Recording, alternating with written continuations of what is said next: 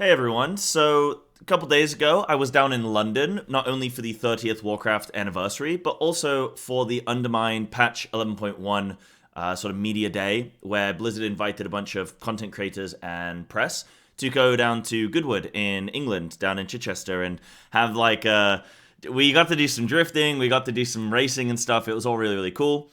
But also part of the activities there were to do some interviews with the devs. So we had Ian Hazzikostas and Maria Hamilton that we were able to speak to.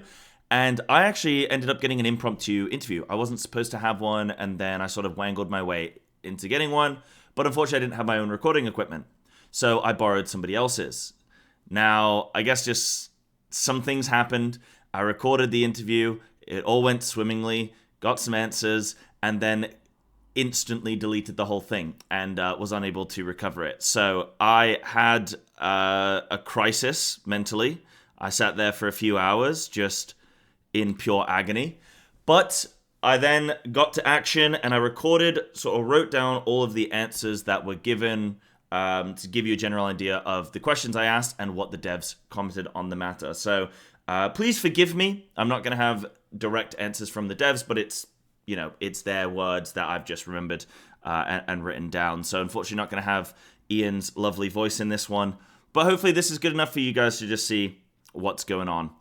So the first question I asked was more so aimed at Maria, and it was like more of a lore-based question.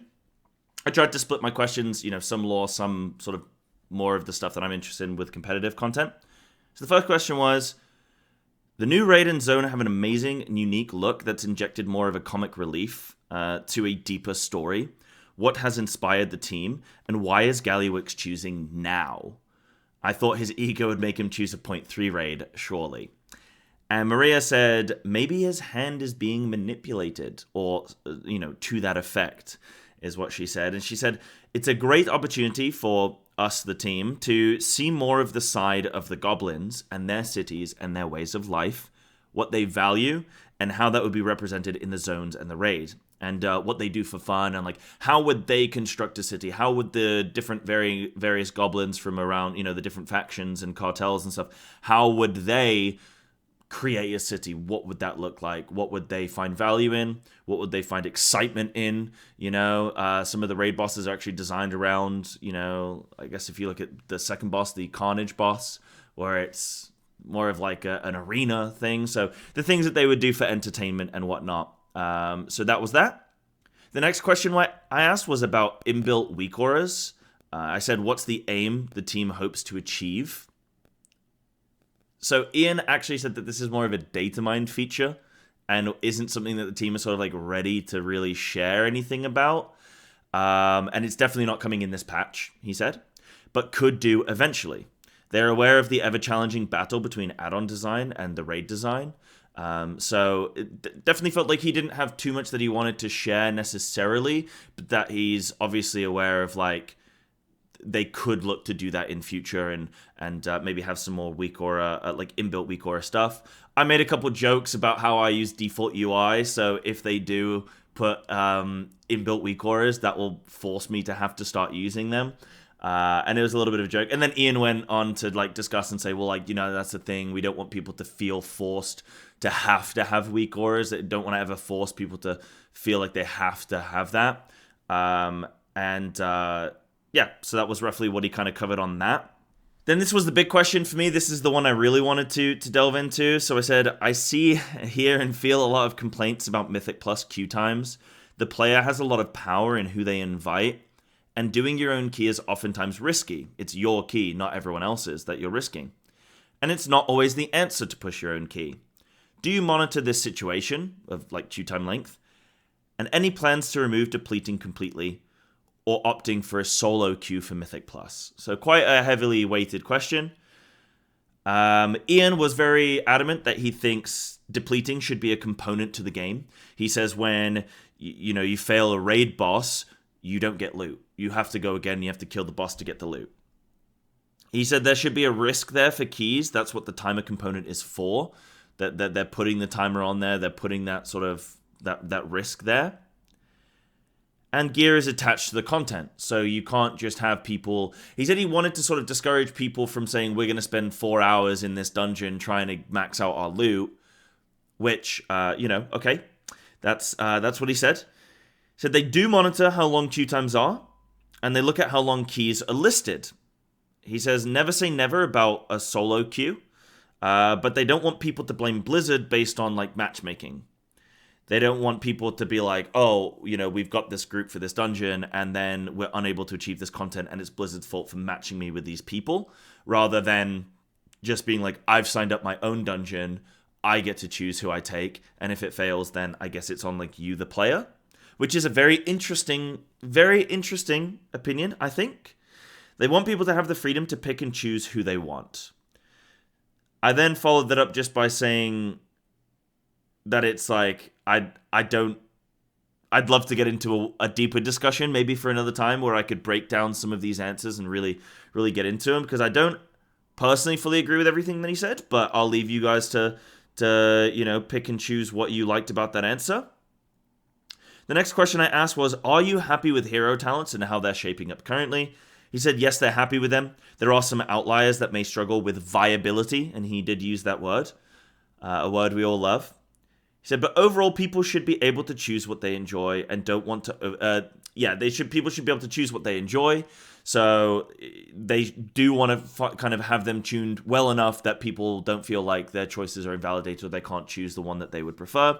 And then he said they don't want to overcomplicate the classes. So it's already pretty complex, like jumping into a new class. You got all the talents and abilities and all this kind of stuff. They don't want to then further that with more and more, I guess, like talents. So I guess this hero talent way is a way of sort of having a less, I guess the point he was trying to make is that it's like less heavy a choice, right?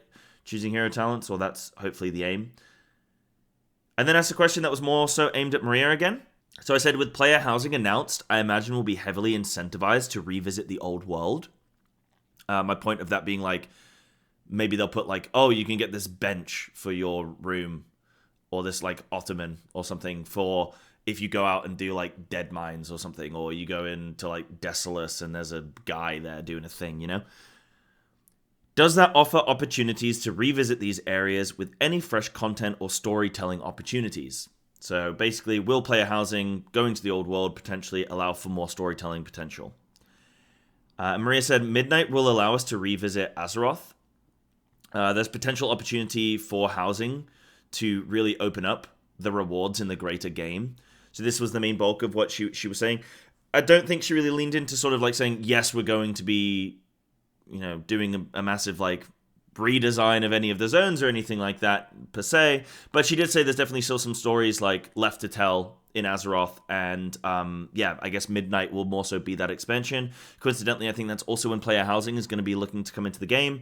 So I think we can imagine that there's going to be a lot more, definitely some storytelling opportunities in the old world. So I guess we'll keep posted on that one. Now, this is one that is, I get asked this question every single day of my life. So this was about new Druid forms. I said, do you have any plans to bring back Legion Feral forms? And Ian said that the Legion Feral Druid forms are premium, I believe he said, like premium skins. So he said Legion forms are probably not coming back. He didn't directly say that, but he said like they don't have plans to bring it. You know what I mean? Like he kind of went down that route.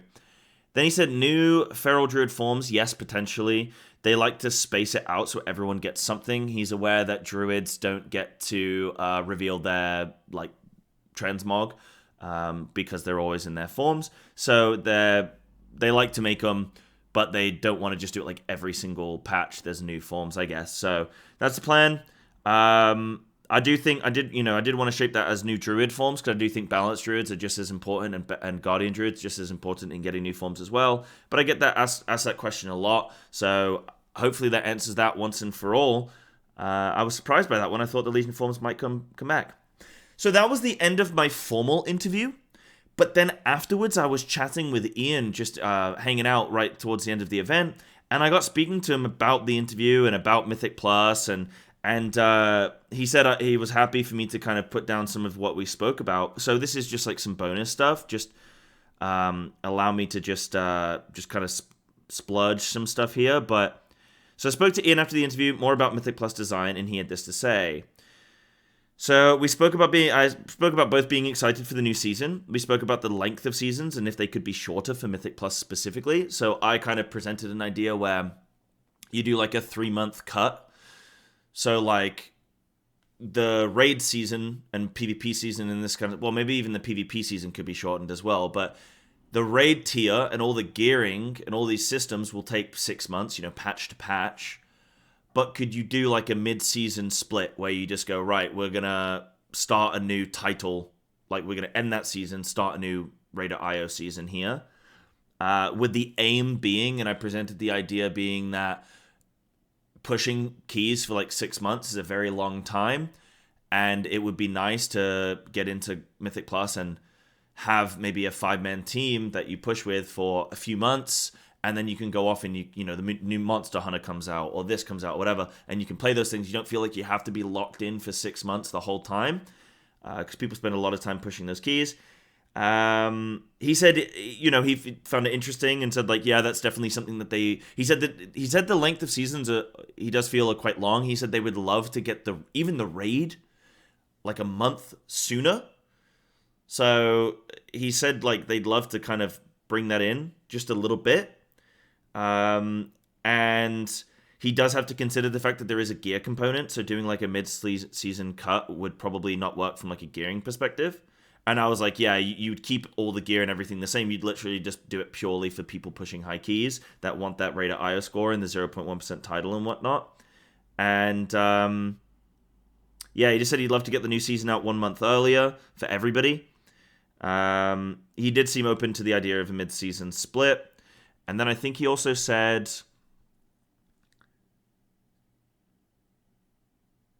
Like, when I said, oh, yeah, you don't probably want to spend too much time designing for, the 1,000 or so people that push really high keys. And he was like, yeah, like, he kind of was like, yeah, there's development time, and where do we want to place that time? So he seemed aware of that kind of idea. So then I asked him about, or I mentioned some of the new zones that are coming, new dungeons that are coming are based on outside zones that have been sort of converted into dungeons. I asked about the work required to do that. And is it anything on par with creating a whole new dungeon from scratch, or even bringing back an old dungeon that used to be in the dungeon pool?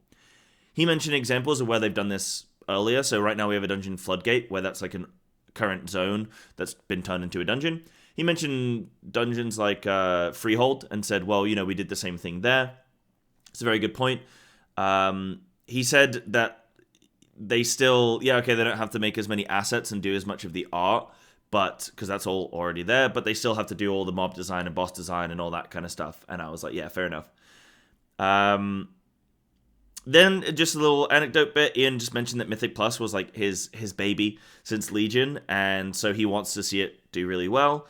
And from the sounds of it, the team are not done and will continue to work and iterate on Mythic Plus. I did mention to him, like, I feel like the team are very close to the end game of Mythic Plus. It feels like they're really starting to sort of fine tune and get it into a really great spot. I think this new season's going to be positive.